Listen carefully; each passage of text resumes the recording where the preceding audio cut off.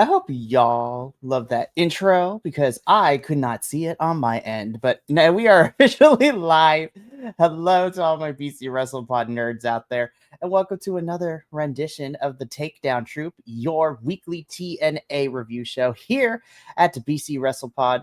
Of course, I am El Jefe of these BC WrestlePod parts, Mikey, and joining me this evening are my two favorite individuals on the whole planet. I love these lovable folks down here.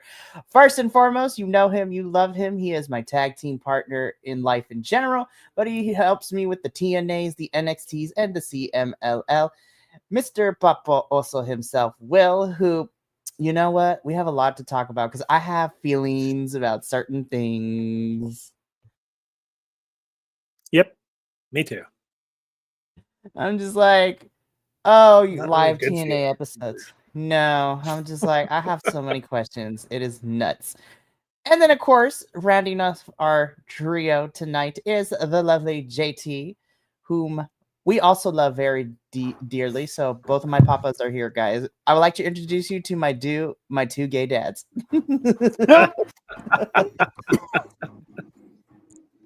Funny.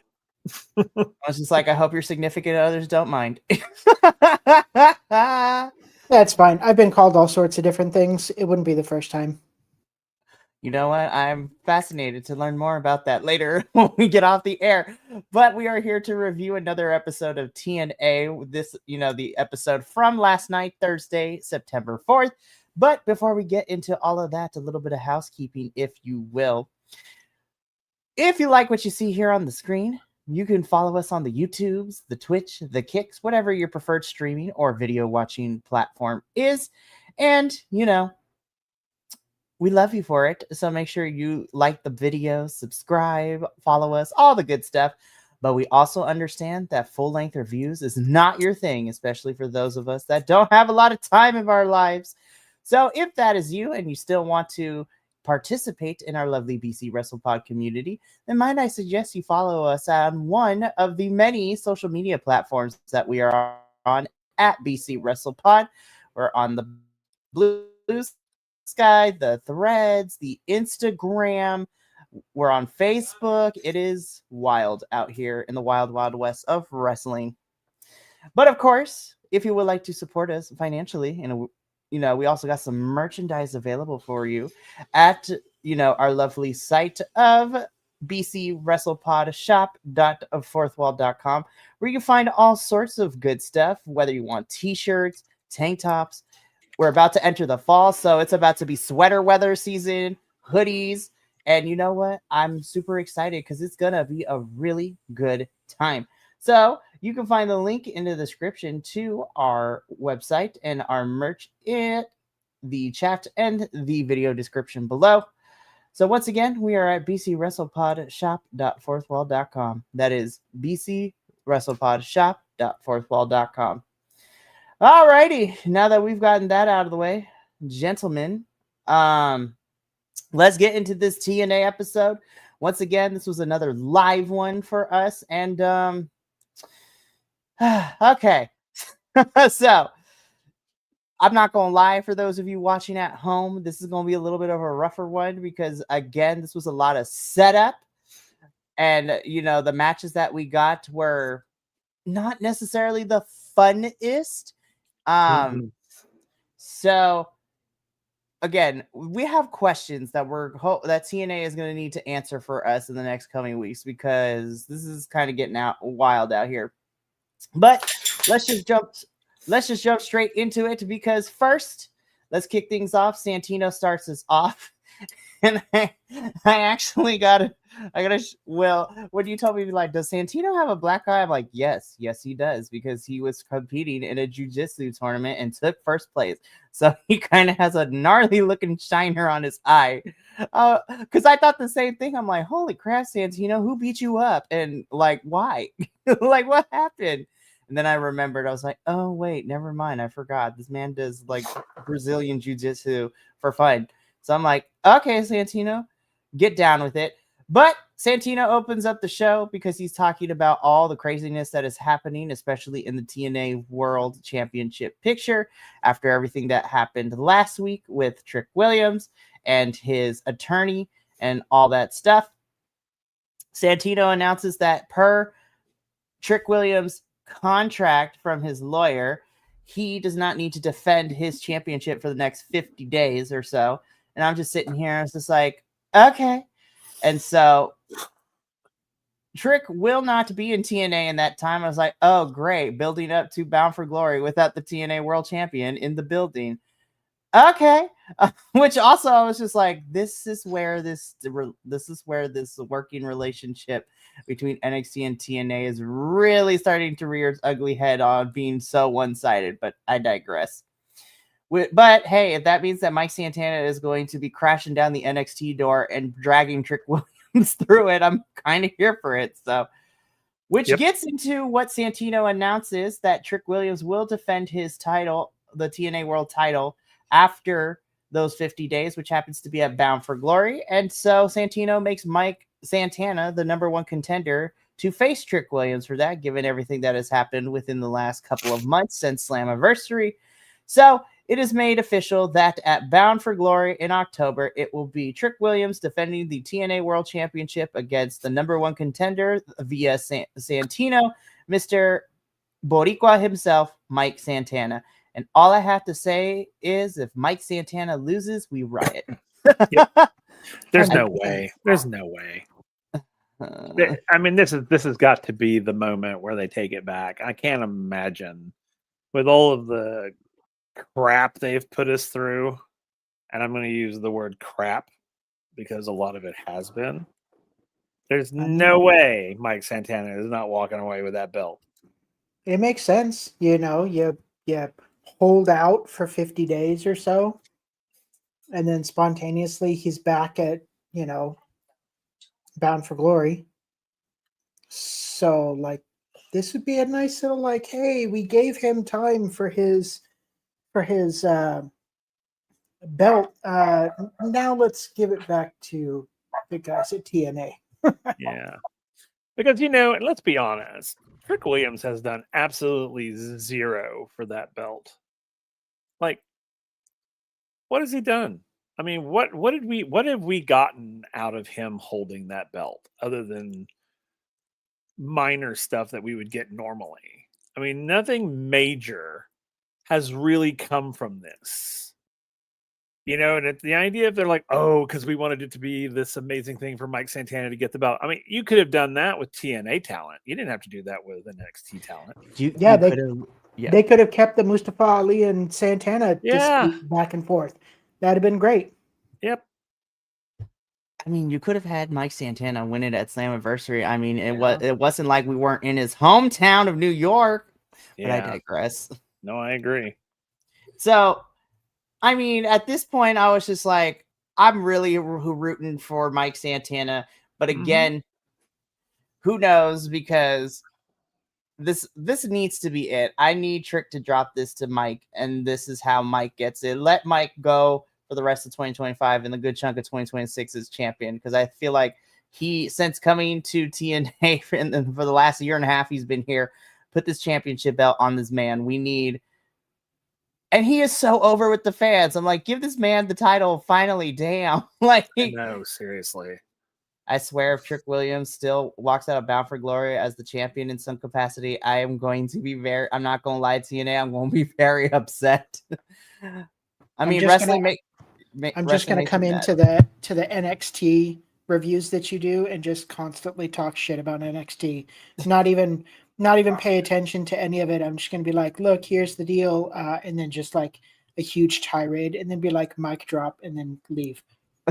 I mean, to be fair, some weeks be feeling like that. I mean, Papa also here couldn't be there, but I'm pretty sure he would be rolling his eyes, especially for what we're getting this upcoming weeks. I still can't believe we're getting this stupid flag match between Tavion and All Ego Ethan Page. This is I hate flag matches so much. I was like, we're playing it's literally capture the flag with wrestling. This is kind of stupid. So dumb. I thought they made a football wrestling version for that. I don't know. Oh, and here's the crazy part. So when we did the Heatwave review for NXT at their last pay-per-view like 2 weeks ago, we didn't even talk. We were just covering that. But 2 weeks ago too, me and Papa also here had to deal with a blindfold match. I was like, this is really stupid. Yep. That blindfold match was really dumb. And so this is one of these moments in wrestling as a fan. I was just like, there is only one correct answer here. And if we don't get it, then I don't know what we're doing, but I digress. So this is technically the second match made for Bound for Glory, because the first one that we found out was, after Slammiversary, was the Hardys versus Team 3D, the Dudleys in one final match. And I'm like, oh God, here we go. This is gonna be a car crash. I'm like, oh Lord, help us. But I digress. So this is officially made for Bound for Glory. Don't know what Mike is going to be doing at Victory Road. We will probably find out in the next couple of weeks. But I will say that promo that Mike cut after coming out, after Santino announced this, I was just like, I swear to God, TNA, put this belt on this man. I swear. Anyways, let's move on to the next bit of the show, though, because listen, TNA, I love you, but we got to fix these audio issues. We were better this time around, but I was just like, I can barely hear Mara. I can barely hear Miss Sade over here in the Hardys.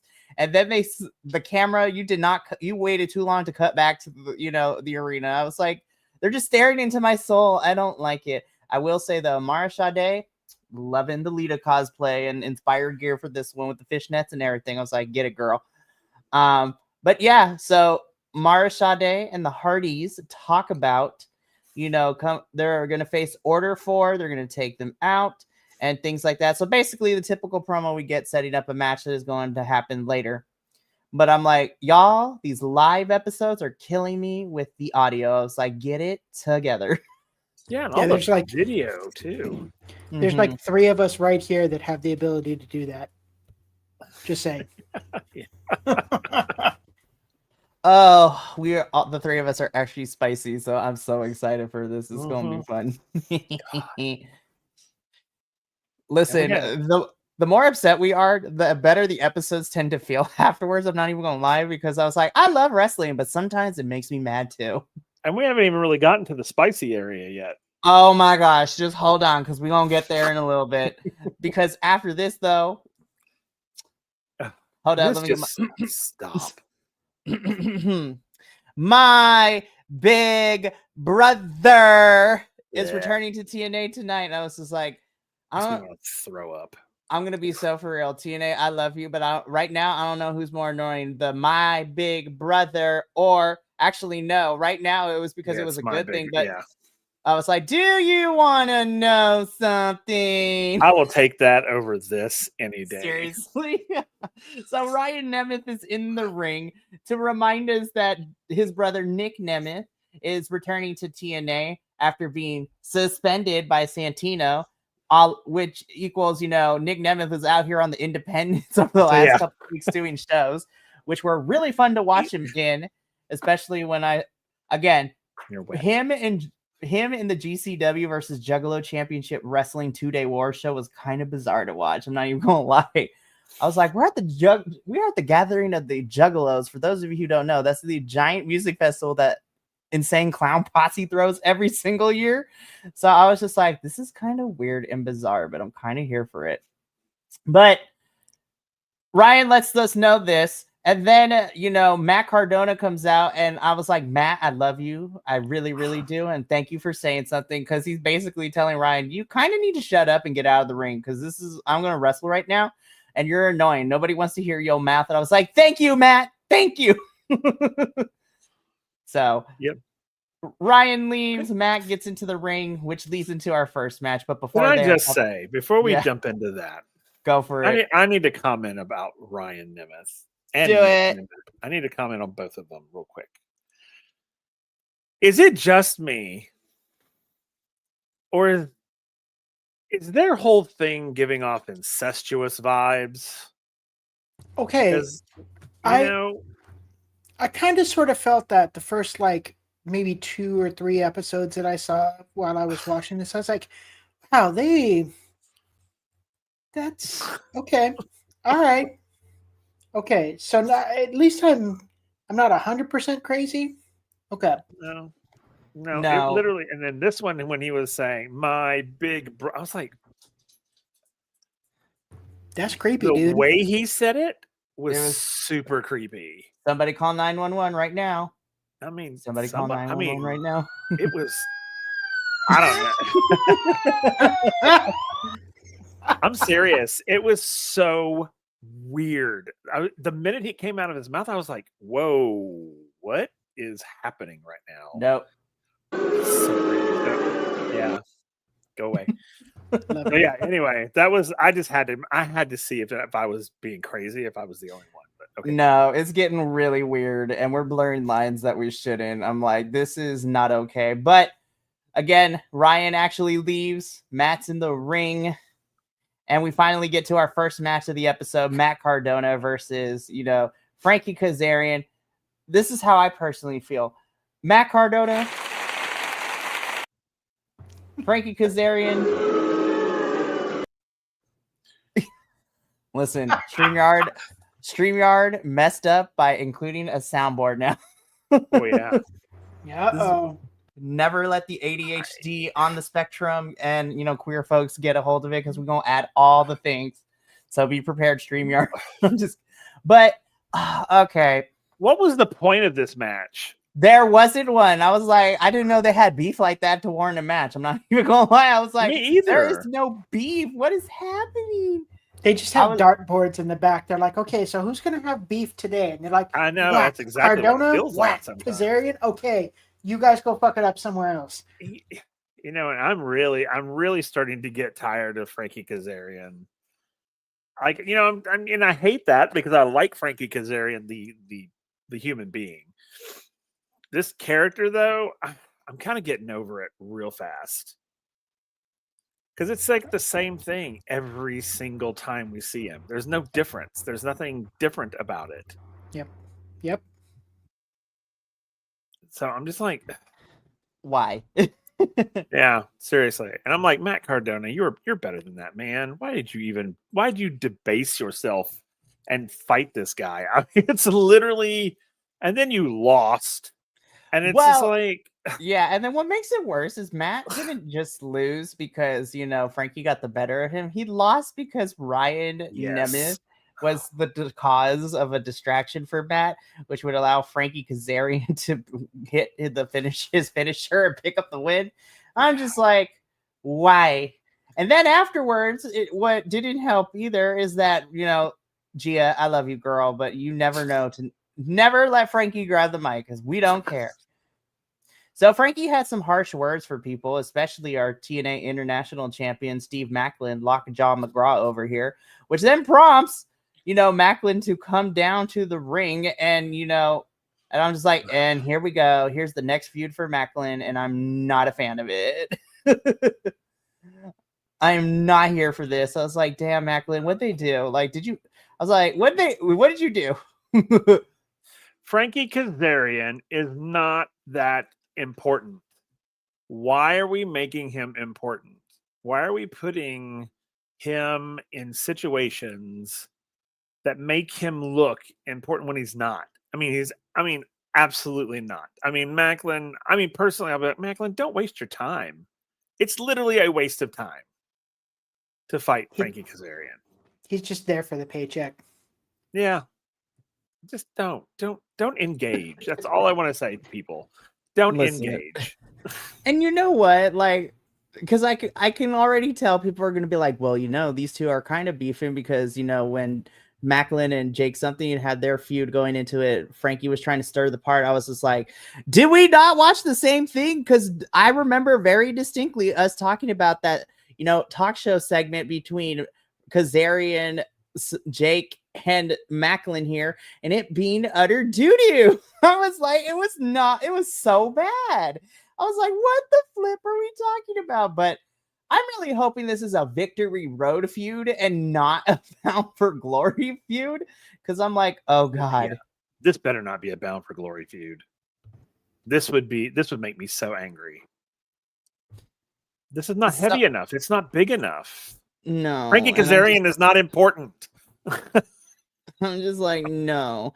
Now, we talked about this last week too. Like, the feud that I would like to see, especially if we're going to continue this route for the system, I would love to see a Macklin and Eddie Edwards feud for this championship. I think that would be more fun. But, we don't work for TNA. But I'm not saying no, TNA. If you want to hire us, like, we're down. I'm like, for reals. Anyways, so I'm really hoping, and as crazy it is to say, I'm really hoping this is a victory road feud for this championship and not leading into Bound for Glory, because Macklin deserves better, and Frankie as a champion would be so utterly obnoxious, not even going front. Mm-hmm. But we got to move on, though, because next up, we have the Inspiration. I love you girls down.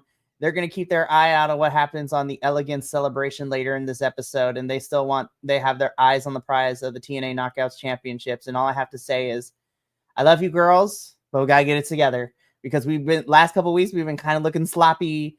We ain't doing anything with you. Like, I need you girls to give me some oomph. That's what we're missing here. I was like, you got the charisma, but I need that intensity. Beat a bitch up. I don't know. Do something. There you go. There you go. And I was just like, y'all don't have to go full heel, but like, the Elegance brand is annoying. Beat them up, fight them, pull their hairs, like, kick them.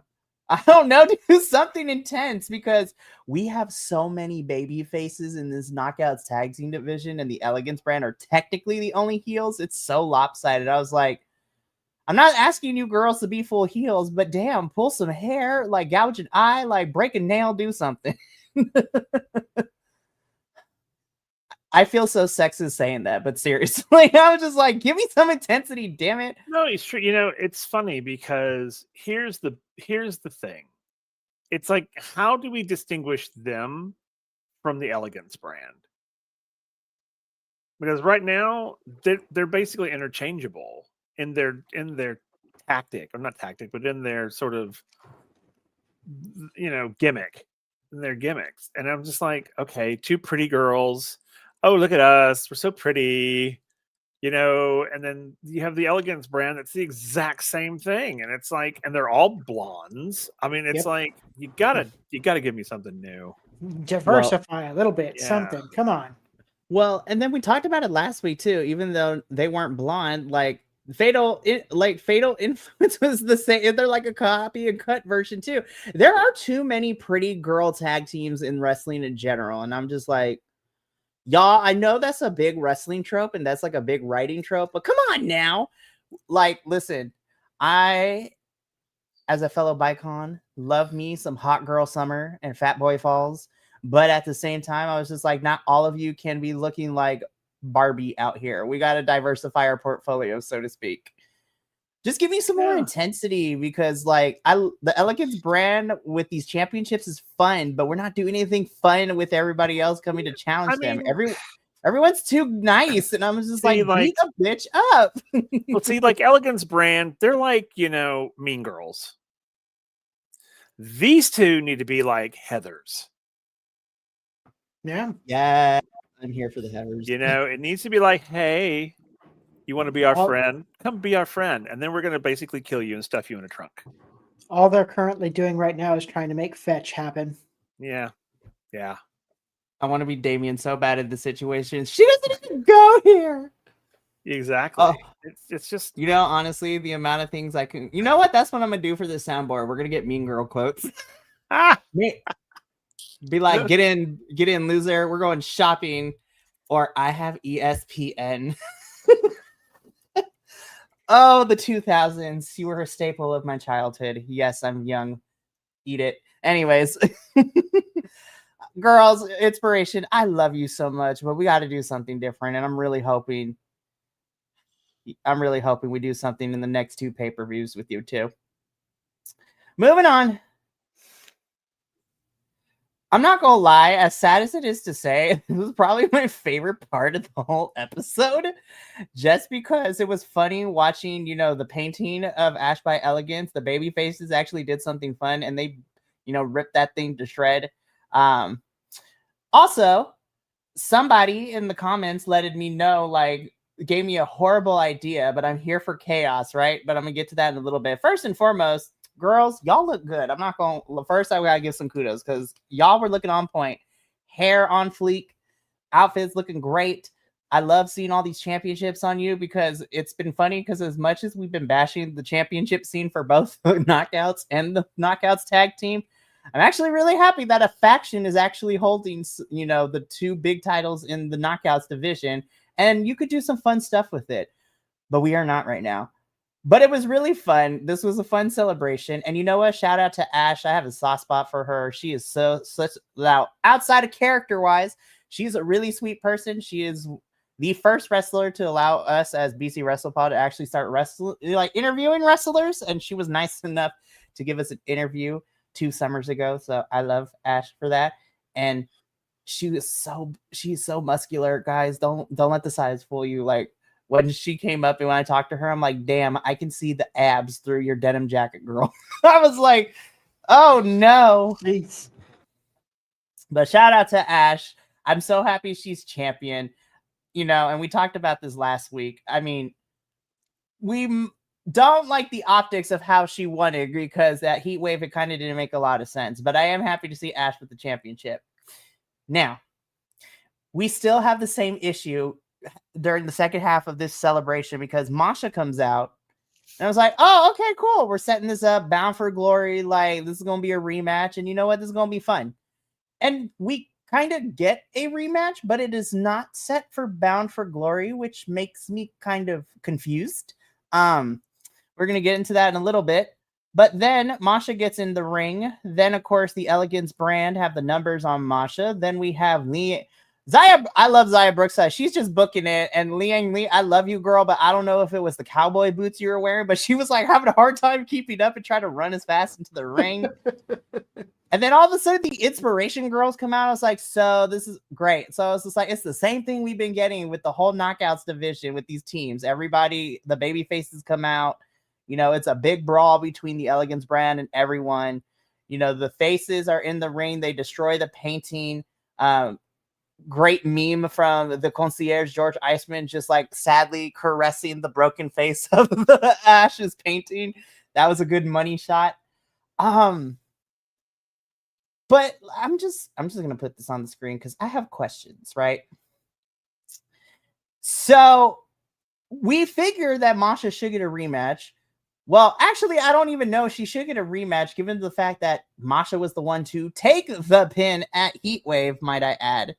So, listen, Masha in championship matches, I'm not going to lie, I'm always here for. Don't care how we get there. I'm just puzzled the fact that this is for Victory Road. And then what we get later with our triple threat also has me have questions. I'm going to give my full conspiracy theory when we get to that particular triple threat, though. But the first match is made officially for Victory Road. Ash by Elegance versus Masha Slamovich for the TNA Knockouts World Championship. Again, Victory Road will be taking place Friday, September 27th in Edmonton, Alberta, Canada. So we're going to be in Canada for this one. So what are your... I'm confused with this. I was like, okay.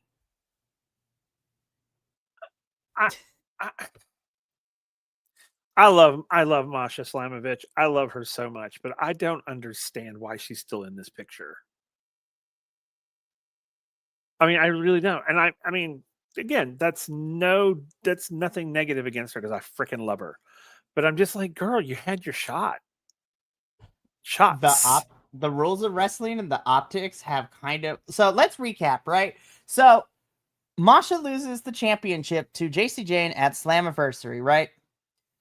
So, and might I add, JC won clean. There was no shenanigans. There was no... Well, technically she ran into the turnbuckle, so there was some shenanigans there, right? Then we've been playing keep away with the title with JC. Then we get the triple threat made official for Heatwave.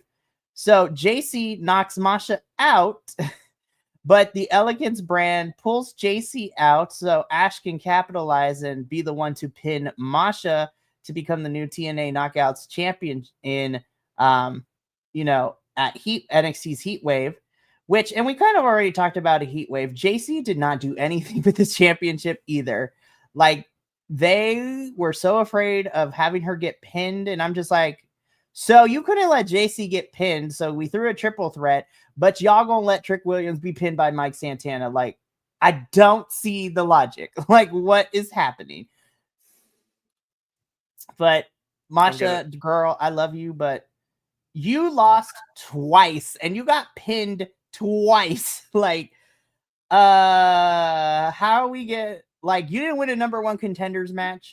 Like, then I would have been like, okay, you beat the other girls up and you get another shot at this, but you lost twice, girl. Like, and this is probably gonna be a third, or some shenanigans are gonna go down, which I'll talk about in a little bit. But yeah, I love Masha, but damn, what are we doing? Yep. This will be. I was like, this is what happens when you don't build other women contenders up. I think there's going to be some tomfoolery in this Victory Road match. Oh, I put money on it. I put snacks and money and all sorts of things that this will not end cleanly, which, you know, I'm going to save that until we get to, you know, our triple threat. So, again, Masha, Ash, title, Victory Road. I'm really upset because I like this, but again, I was just like, where was this a few weeks ago? I'm like, what is happening? I was just like, we had a feud with Joe Hendry and Mustafa Ali, and then, you know what? We could have had a fun feud where it's like, you know what? This doesn't need to be for a championship. Who is the true face of TNA? Let Ali be like delusional and be like, I'm the face of TNA. Joe Hendry's the face of TNA. This could have been fun. But this, I love this promo, but for what? Like, it didn't tell us who he's feuding with. It doesn't like enhance a story. Like, I'm just like, this was nice, but where are we going? I don't understand. I hate when we get actually pretty decent promos and vignettes and they just don't add anything to any type of story or feud. Yeah. Anyways, Bubba, also, what did you think?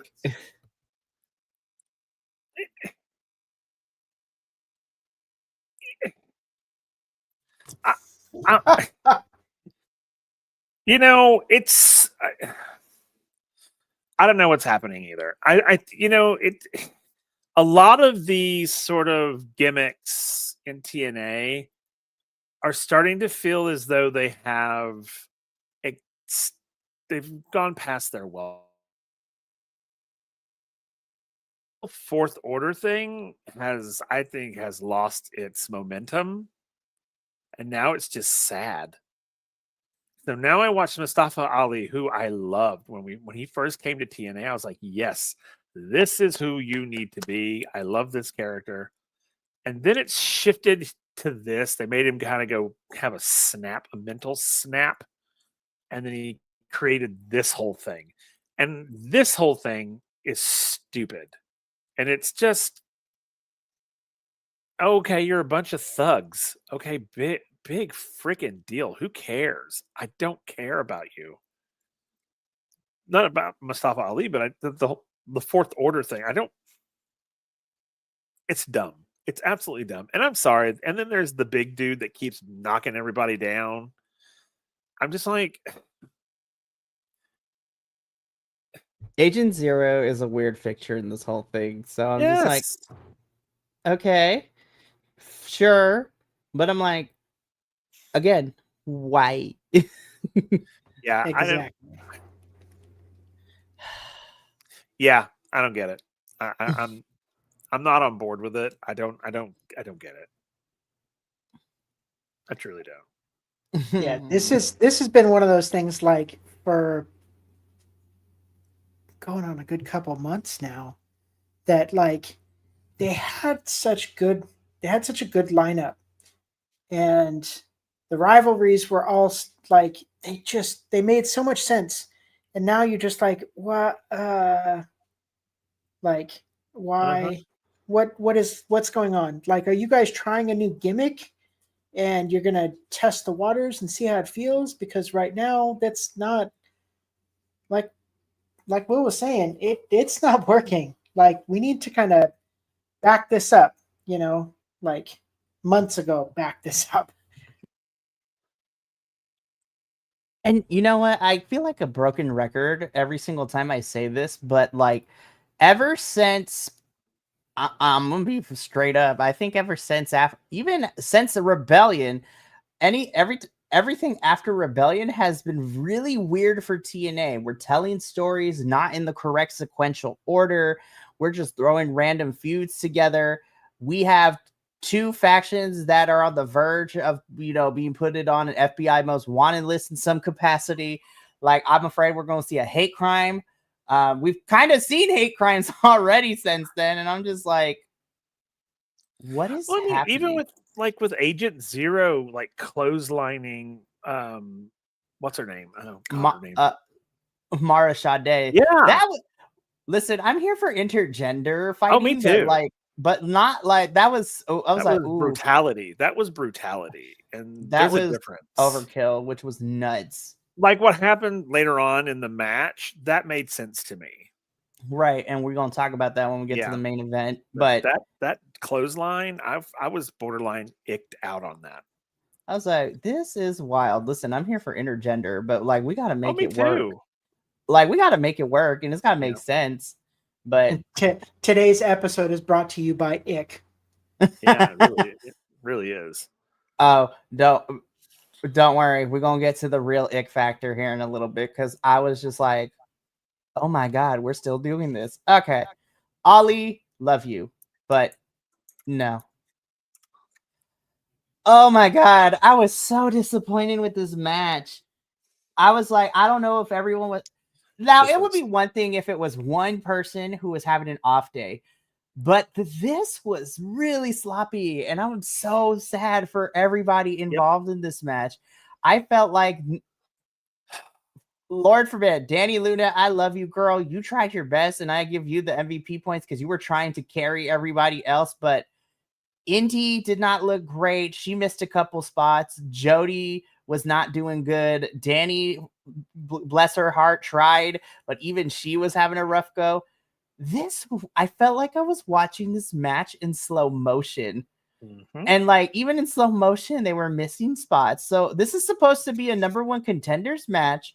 And we learned that the winner of this match goes on to Bound for Glory to face for the Knockouts Championship. And I'm just like, everything in this match, what we got was not good. And I'm just like, man, this did not feel like a number one contenders match. Like, I don't know what happened. This was rough. I'm not gonna lie. I'm not saying it's the worst match I've seen this year, because I've seen some pretty shitty ones. Close. But this was really bad. Oh my goodness. I was so disappointed, and I was just like, girls, we tried, but I have to, it hurts my little heart to say this, because I always try to give performers the benefit of the doubt. But oh my God. We'll just blame it on the fact that it was live. That's got to be it. I mean, even still, I was just like, I know you three can do better than this. So yes, it being live might also be a thing, but at the same time, I was just like, damn, girls, this was not a good match. And Indy, I love you. Yeah, we need to do better. Oof. Indy wins, so she's going to Bound for Glory, but I was like, girl, it did not feel like nobody won in this match to me. Nobody won. I agree. It felt slow and sloppy and directionless. Like, I didn't really know. I mean, I knew what the match was for, but I didn't know what the match was for. I mean, it didn't feel like a number one contenders match. It felt more like, Danny Luna getting all of her angst out on everybody. Is what it felt like. So, I mean, I didn't feel that it was important enough. Like one of those off the wall, like exhibition matches. Yeah. Yeah. I mean, this did not feel like a number one contenders match to me. This literally felt like a vengeance match. This was like Danny Luna's match to get in the ring and basically go, screw you bitches. I'm gonna beat you all up. And I mean, I get it because with wrestling, you want it because technically, since Ash is a heel, you want a babyface of some capacity to go up against her. But even still, I'm just like, I love Indy Hartwell, but I'm gonna be so real with you guys. Even as bad as this match was, I was kind of rooting for Danny to win because, well, here's the thing, right? And I'm not saying that Danny Luna needs to become the next Jordan Grace for TNA. But of all the knockouts we have in this division, to me, Danny Luna is the closest to, filling the powerhouse wrestler void that Jordan Grace left when she went to WWE and NXT. And for her being only like 23 years old is nuts. So love her down. And Indy's really great too, and Jody's really great too. But like, this was not it. And again, Indy winning leads to this, right? So I'm like, I'm so sad because this is where my conspiracy theory goes. I'm like, I smell shenanigans at Victory Road, and I smell a triple threat.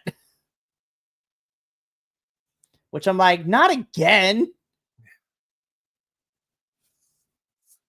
This doesn't make any sense. And and I agree with what you're saying with Danny Luna, but with what they are doing with Danny Luna, I don't see her being a champion anytime soon. No, you're right. As much as it pains me to say it, you're right. Because right now she's sort of like uncontrollable. And it's like, and personally, if I was the promoter for this, this company, I would be like, no, this character is too unpredictable. We don't want that in a championship spot. And then I look at this trio, and of course I love my Ash. But out of the three, Ash is the logical choice. Which is crazy to say, but yeah, she is the only.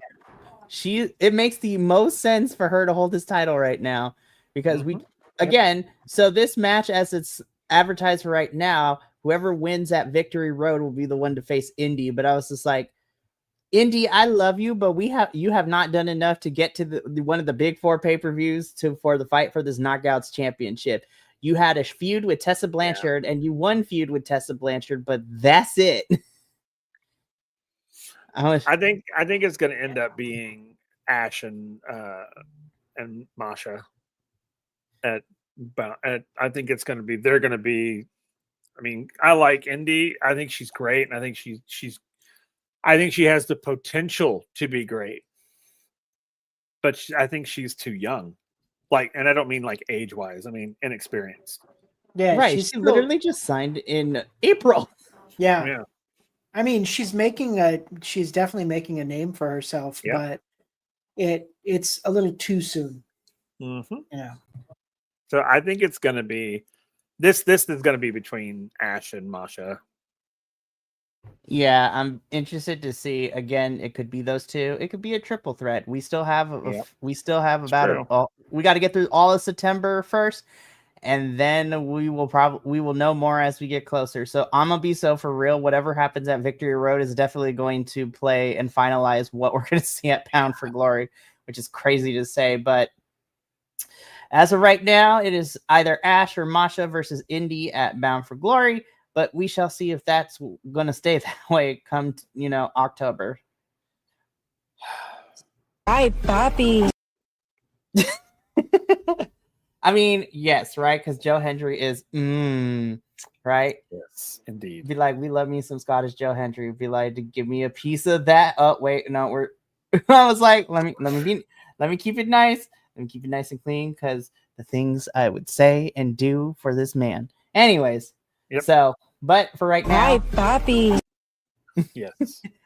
So we were talking about, JT, you made the joke earlier. It's just like this episode brought to you by the word ick, right? Yep. So hang on. Lord help us. Listen. Oh boy. I'm trying to get the legal team to not, protect us when we talk about this because, okay. So now that that's out of the way, I got to prepare myself. So Joe Hendry comes down to the ring.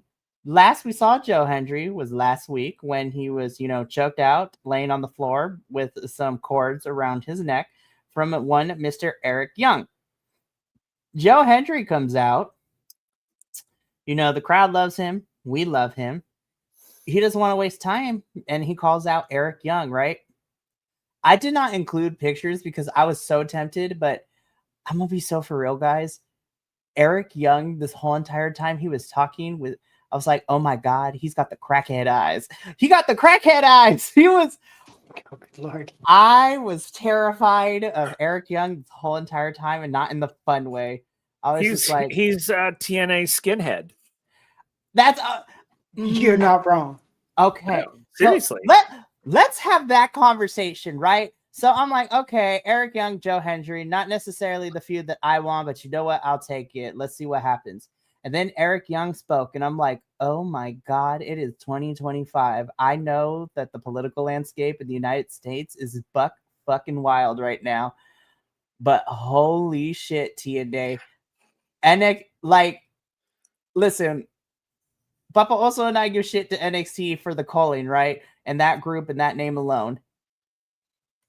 I think TNA unfortunately took the crown of, being the furthest we have ever gone to, white supremacy in wrestling. I'm like, holy shit. And again, I don't know if this is because Eric Young is just doing this because he's being told that this is what it is. I hope that's the case. I really hope I don't want to find out that you actually were okay with this, because then I have questions. And they're not fun. I'm not going to lie, though. I'm not going to lie, though. Even if he's doing it because he's being told to do it, it's still bad. It really is. The optics are still not great. If it were me, I would be like, fire me. I'm not doing that. Be like, I don't think so.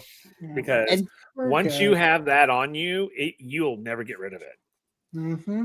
So Eric Young begins talking, and it started off okay because he talks about, you know what, Joe Hendry, I don't like you. I don't like that the fans like you. I was like, okay, you know what? We're kind of moving away from what we were doing before. And then he kept going. And then he's like, the cleanse is coming. I'm like, God damn it. I was like, what the fuck? Okay, we're far enough in. This is where I'm gonna curse a lot. Sorry, guys, but what the fuck are we doing? I am so listen, I have seen a lot of crazy things in my my short time as a wrestling fan in the last 6 or 7 years. I always said that I am a survivor of the 2010s WWE booking because that was the dark ages of WWE wrestling. But my God, I think Eric Young and this whole storyline has probably taken the cake when we do the end of the year podcast for probably the worst thing in wrestling this year and the most problematic. Oh my God, this is. I was so uncomfortable. Was it Saint and Sinner? Is that their names? I can't remember what their names are. Yeah, Sinner and Saint. Yep. First of all, home dude on the left was like a mini version of Eric Young, and he had the eyes. He was like, and then my dude on the right was like having some kind of fit. I don't know what was going on with him, but he was like mouthing something and shaking and twitching. So Judas Icarus, the one with the long hair, I'm like, all right, listen here, you Casey from the Ninja Turtles wannabe, sit your ass down. I don't know what's going on over there, but you are freaking me out. And then homeboy in the sweatshirt, I was like, I'm gonna be so for real. You are the most normal thing in this whole entire segment right now, because he's just staring at Joe Hendry. I was like, he's thinking about why he's thinking about why am I here? I'm stuck in this. What the fuck am I doing? Oh my God. But so bad. Eric Young says that he's going to continue the cleanse, and it's going to continue with Joe Hendry because he's going to cleanse Joe Hendry from the TNA locker room. And I'm just sitting here and I'm like, listen, cleanse in 2025 is kind of crazy to say, right? Especially when we're describing. Yeah, I want to say something about that. Go for it. Words are important. And what I mean by that is you need to listen to the words that people use. The term cleansing is intentional, not accidental. Now, these people may go, oh, well, we're talking about, this, that, and the other. Doesn't matter what they say they're talking about. the connotation of what that word holds, the history that it holds, you can go all the way back through time and see that word being used to do horrible things. So words matter, because they could have easily used the purging. Now, we all know The Purge. That's, the movie where people, one day out of the year, everybody gets to go out and kill people. Yay. The Purge has no true connotations of like genocide. And I have a huge problem with it. It is really difficult for me to even support it, to watch the show whenever I see them on it. Because it's like, to me, it's like whoever is running TNA now behind the screens is okay with the visuals of a white, bald man leading this faction and using the word cleanse. That is not a good picture. But they're okay with it. And that is problematic to me. So I'm just putting that out in the universe that words are important, people. Pay attention to the words that people use. Mm-hmm. So yeah.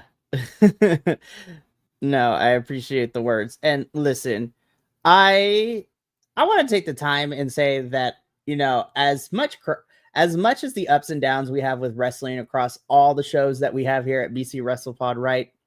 The one thing that is always consistent, and I'm going to give some kudos and some love to my hosts, is that all of us just have no time for the bullshit in wrestling, especially when it comes to stuff like this. So I am very appreciative as a Latino kid who is running this podcast and running this empire, that I have allies, of the, I will say the non-melanated, because it's funnier that way. But the non-melanated folks are here and are standing up for all this bullshit, because this is wild, the fact that we even have to have this conversation. I was just like, this is 2025. Like, what are we doing? And so, again, because of what we are telling in this story to fuel this feud for Joe Hendry and Eric Young, I was just like, I am watching two white men fight, and I am rooting for the foreigner here, because I am rooting for Joe Hendry to be our deliverance from whatever the flip Eric Young is going to go with this. And guys, I am so afraid it's going to get so much worse from here, and that's what scares me. I was just like, I am so scared that Eric Young is going to take it a step further, and I'm going to be so for real. If it crosses that line, I think, for me personally, we're going to have to reevaluate what we're doing with TNA, because I was like, please don't do this. Carlos Silva, the president of TNA, what are we doing? Like, what is happening? Anyways, but Joe Hendry and Eric Young are going to be fighting next week. So I'm just like, this is going to lead to Victory Road. I was just like, this is not going to be a clean fight next week. So I'm just like, whatever. We'll still be here to review it, unfortunately. But let's move on to a little bit of a bright spot. And again, you have this, and then we go talking to the youngest and the blackest champion right now in TNA too. The optics are nuts. But Leon Slater is backstage, and he's talking to Santino. He's looking for a challenger. And I'm like, you know what, Leon Slater?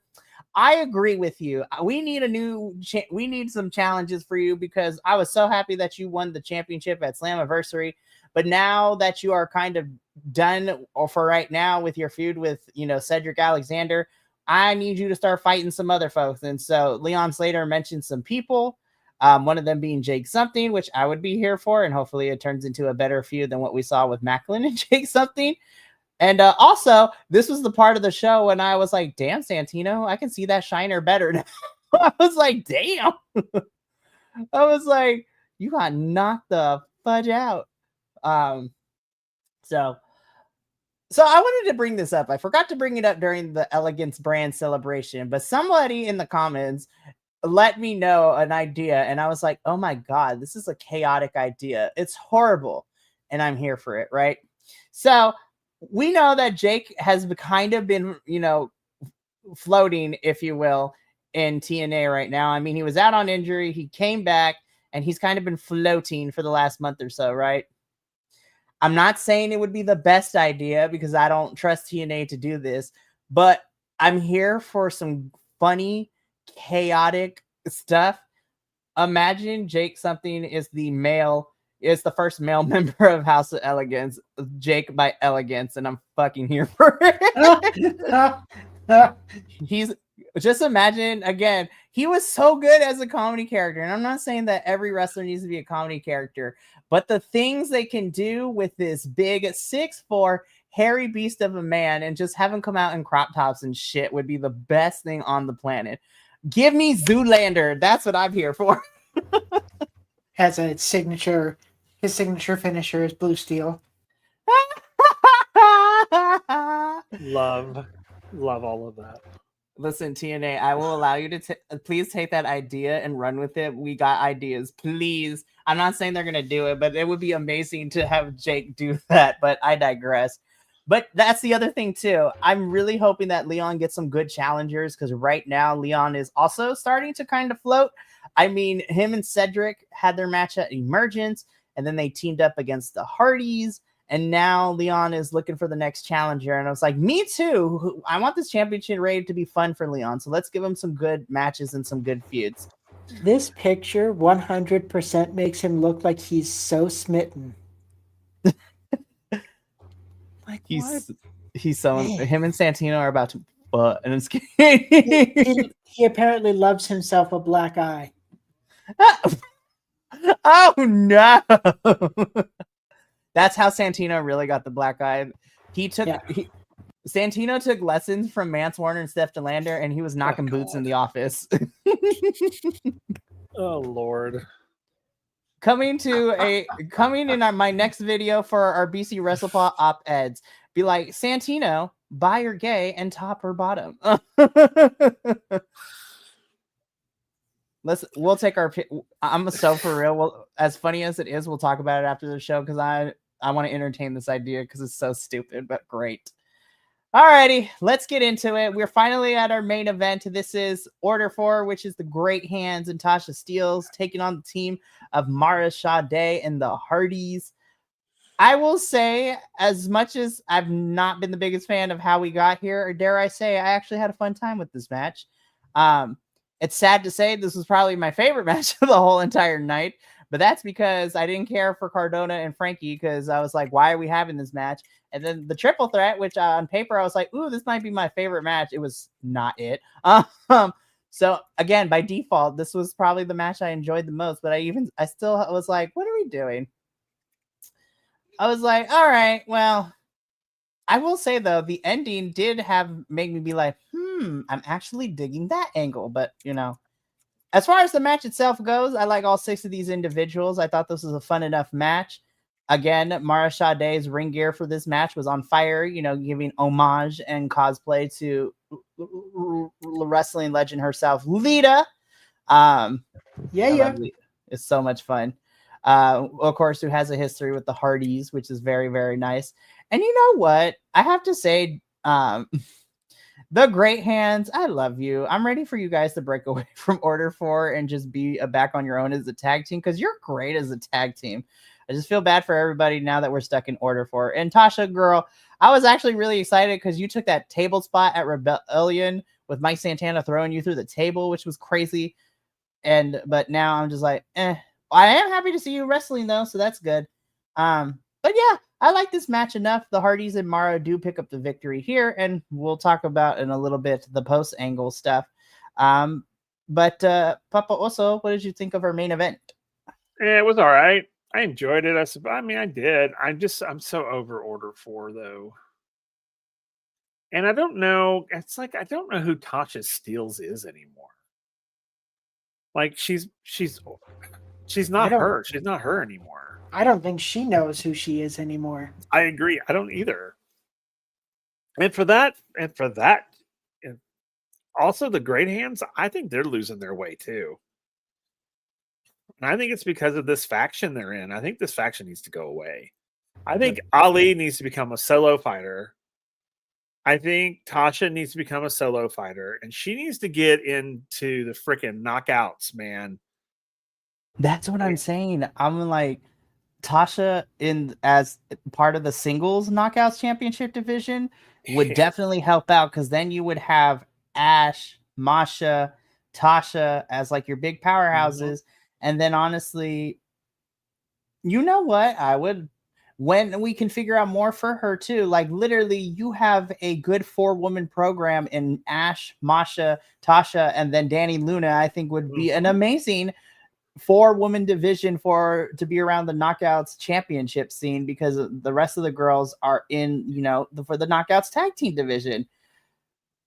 Yeah, I'm ready for Order 4 to break up in some capacity. But yeah. And the only other thing about this match is I really wish that Mara had got the pin. That would have been awesome. That would have been it to me. It would have been like the icing on the cake. Because she got her shit knocked out of her, and then I thought it would have been great if she had just took I don't know who it was that she was, which of the two it was. I can't remember which one of the Great Hands she was fighting with. Who got pinned? Was it? I think it was Jason Hodge, our Thicky boy. Was it? I think so. I can't remember. But I wish that she had taken him and like flipped him over her or something. It's just like I wish that she had been the one to kind of vindicate. I think that would have been cool. Because the Hardys didn't need this fight. There was nothing about this fight that's gonna do anything for them. But for Mara though, it meant something. And I really wish that she had gotten the pin. Right, especially with her getting her shit rocked last week. I was like, damn, it would have been poetic justice. So, again, the Hardys and Mara Sade pick up the victory here, but they could not celebrate for long because everybody gets super kicked. Everyone gets, sweet chinned music. The Hardys go down. Nick Nemeth delivers a really nasty looking super kick to Mara, who sold it beautifully. And as soon as I saw Nick Nemeth in this outfit, I was just like, it doesn't even go here. Don't think I didn't see somebody add that button to our soundboard. You're welcome. And here's the thing, right? So I'm like, okay, now you have me intrigued with the Hardys and the Nemeth fighting, which are probably going to be for the tag titles, either at Victory Road or Bound for Glory. I was like, now you have me excited. It's got to be Victory Road. Nowhere. Well, actually, yeah, it is for Victory Road, because I forgot the Hardys already have a match for Bound for Glory. Yeah, that's what I was going to say. I was like, like, never mind. But I was like, okay, color me intrigued. Yeah, but then again, here's this incestuousness again. The way the two of them are, I don't know. It's weird. It's a weird dynamic, and it kind of creeps me out. It is truly even go here. Seriously. JT is dying over here because of our soundboard. We've given Mikey too much power. I know. No, not you have given me too much power. StreamYard has given us too much power. Because let me tell you, not just for BC WrestlePod, but I have so many. I literally we'll talk afterwards because we're on air. So we'll talk afterwards about it. But this is how we ended TNA, which, you know what? I was like, okay, color me intrigued. And that is how TNA goes off the air. Again, live episode was something. It was tough. I was just like, I like all this talent, but this was not a fun episode. No, it wasn't. Hopefully they can redeem themselves here soon. Hopefully. And I was just like, hopefully next week is better.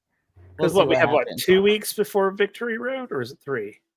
3. So we have 3. So the way that it's gonna look, and this is actually leading into what I'm gonna talk about for the remainder of our schedule, which is only one more thing this weekend, but we have a TNA review next week. then the following week we're gonna have off because, well, depending if you, Papa, also your schedule works it, it'll be me, you, and Adolfo. We are going to be watching the CMLL Anniversario show live like we did last year. So that's going to be fun. And then the following week is our go home show for TNA as we do the go home show review and do our predictions for Victory Road. And then gets crazier. So then the following week after that, the first Friday of October, we'll be reviewing Victory Road. And then 2 weeks later is Bound for Glory. I'm like, oh my God, we are actually here. It's crazy. And then TNA broke the news that they are going to round out their 2025 tour. They are going to be going to Florida in November for 2 days worth of tapings. And then in December in Texas for 2 days of taping as well. So I'm sitting here and I'm like, TNA, please don't give us a November and December pay-per-view. I am okay after Bound for Glory with not having any pay-per-views for the rest of the year. I'm like, please. But we'll see what happens with all of that. But that's going to be it for us here at Takedown Troupe, because three of us are going to chat and shoot the shit, so to speak, about a bunch of nonsense. But before we do that, though, to kind of give you a preview as to what the remainder of the week looks like, we really only have one thing left this week, which is this Sunday. The WWE crew will be reviewing Raw and SmackDown at 11:30 a.m. Pacific Standard Time. So we will be rounding out the week with our WWE review on Sunday, and then we'll be previewing again. I'm not going to lie, you guys, after the last 3.5 weeks, I am so happy that this week was just a regular, normal scheduled week, and I wasn't watching 15 pay-per-views in the span of 48 hours. I need help, you guys. I watch a lot of wrestling, but you know what? Hey, I'm very passionate about it, and this is, I guess, what the straights call the sports. This is my sports for me, so we'll see what happens with all of that. But that's going to be it for us here. Thank you so much for tuning in. We love that you were here watching us, or if you watch the replay, we love you watching the replay as well. But the three of us are going to get up on out of here. So until next time, remember, take care of yourself, love one another, stay biconic, and more importantly than anything, you always deserve to finish your story. We will catch you Sunday for our WWE review, but until then, sayonara, adios, and peace.